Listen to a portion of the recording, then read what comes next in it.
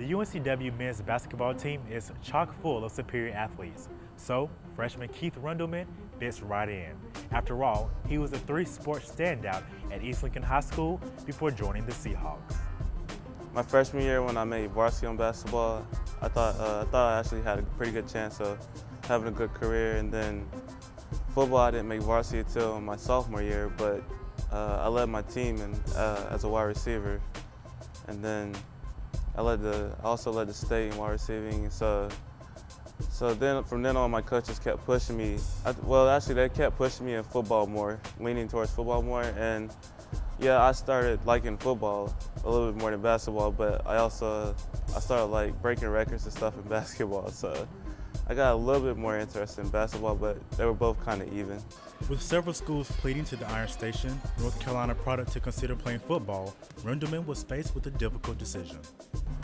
Well, I thought it was pretty tough, because I had a lot of offers in football, and I took a lot more visits in football too. Like I went and visit a lot more schools around the area, like Duke and State, and then Wake Forest. I went and seen a couple of their games, but none of them were really official visits. There was just recruits there just to watch the games and stuff. But when I came here, it was like an official visit and like a welcoming. Coaches and players welcomed me here, and it seemed pretty accepted here. So that's probably one of the reasons why I chose here instead of go play football somewhere. Head coach Benny Moss expects Rendleman, who was born in England, to quickly become a fan favorite in Trask Coliseum. We saw a winner in Keith. Regardless of the sport that he played, he always won. And he was very talented in the other sports. To be an all-state football player, all-state basketball player, and then also do what he did in track and field. It just showed, a winning spirit about him, as well as a talented basketball player. He's a little bit shy, a little bit reserved, but everyone at his high school, from the principal to the guidance counselor to all of his coaches, talked about what an exceptional young man he is. A quality kid who's a good student, a good person, is always going to make your program look really good out in the public. And those are the other things we look for. So we were very excited about that to go with the athletic ability.